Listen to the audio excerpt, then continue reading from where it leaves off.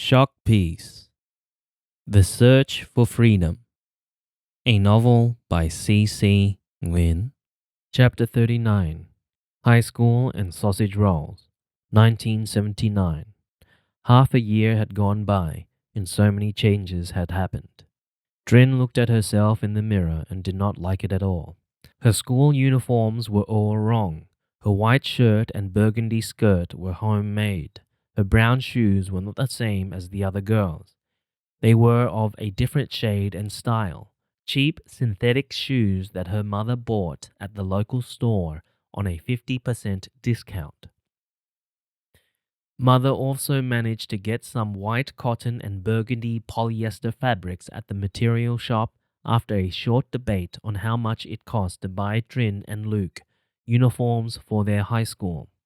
It ended up that girls' uniforms were easier to tailor than boys'. And here she was, clad in an entire outfit that looked odd to her. Even her shirt collars were too big and her skirt too long. Just to complete the picture, her school bag and her lunchbox were second-hand and cost 50 cents each from the weekend market at Rockdale. Mother was prompt. She spent a whole day on Sunday cutting out the uniform templates in old newspaper and sizing them against the fabric. Then she started her project by working on them with an old Singer sewing machine, also bought at Rockdale Market last Saturday.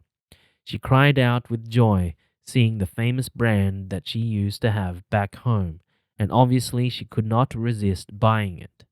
Even with her shyness and limited English, Mother struck a bargain with the seller, and it went home with her that day for $5. How much? Mother pointed to the Singer. $10 for you, dear, the man replied, eyeing Mother bemusedly. No, Mother put up 4 fingers in the air. Yeah? The man laughed. No, too cheap. $6, no less, honey. He also put up 6 fingers to Mother, helping her to understand. She shook her head and put up 5 fingers again. Okay, yeah? The vendor smiled and said, No, 6. Mother hesitated, then turned her head and pretended to walk away. Even Trin knew that she wanted it very much, but her mother had learnt the art of bargaining since she was a baby, Trin thought. The vendor shook his head for a fraction of a second and then nodded at once. Okay, here you are, 5 for you, sweetie. I haven't sold anything today. Consider yourself lucky. Mother neither cared nor understood what he said, but she was pleased with her purchase, as it was something that reminded her of home. That evening the dear, ancient machine was creaking away as she pedaled forward and backward, racing to finish her project.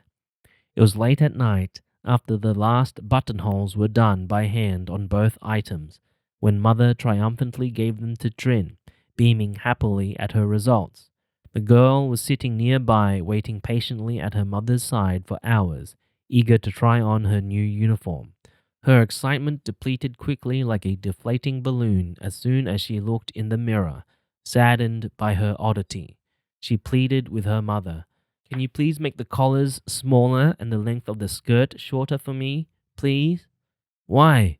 What nonsense. I think they look perfect, darling. Mother stepped in front of Trin as if shielding her daughter from the image she was looking at, and tried pressing the shirt collars down and pulling the skirt up, nodding her head with satisfaction at her tailoring skill.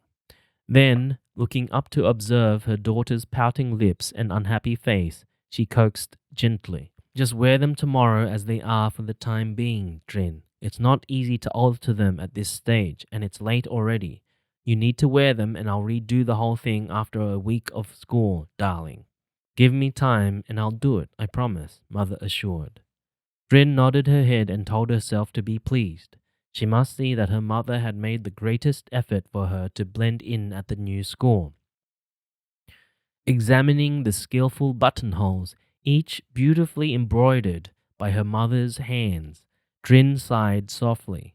The collars might be too big and the hem might be too long, but she must be proud of her buttonholes, Trin thought.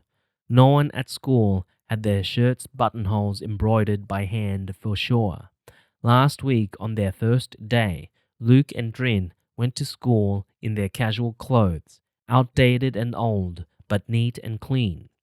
They walked up under the staring eyes of the entire assembly. They could sense that they were a phenomenon. Two refugee boat people recently escaped from Vietnam with limited accented English that sometimes no one could understand, now attending Murray High School. The timid pair was introduced briefly to the English as a second language class with the rest of the immigrants and then separated into different year groups. Trin did not know how she managed the school hours without being able to speak the language. She was dubbed the talking machine back in Vietnam as the girl who could talk about anything non-stop. Here, she was timid and lonely. Her popularity and her confidence had stayed there as a punishment for leaving her country, Trin thought. No pains, no gains, someone had told her that. You've got to sacrifice something to be able to gain something. Get used to it. It seemed that she had to get used to having the pains more often than necessary. Trin thought.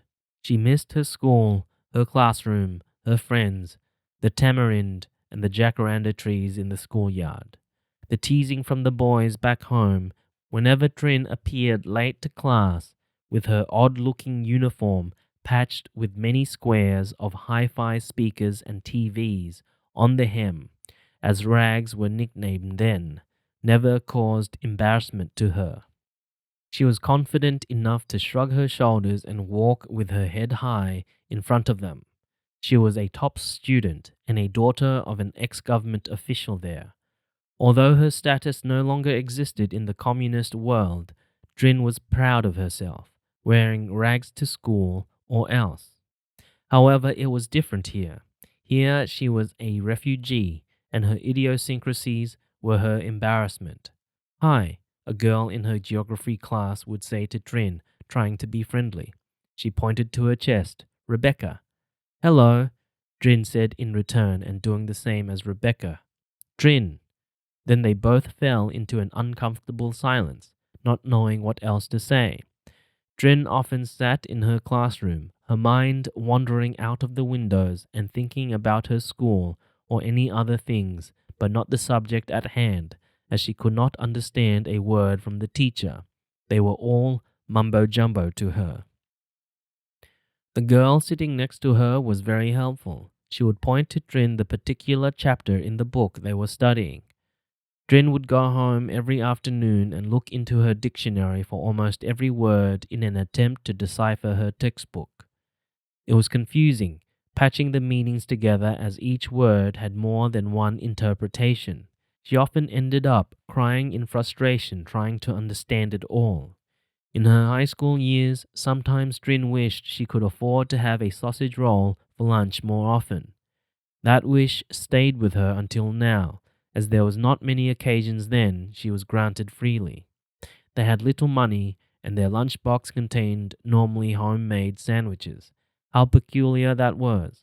But at that time, a sausage roll, the very symbol of an Australian snack food, and simple as that, seemed to be Trin's most wanted item. Perhaps all she wished for was acceptance.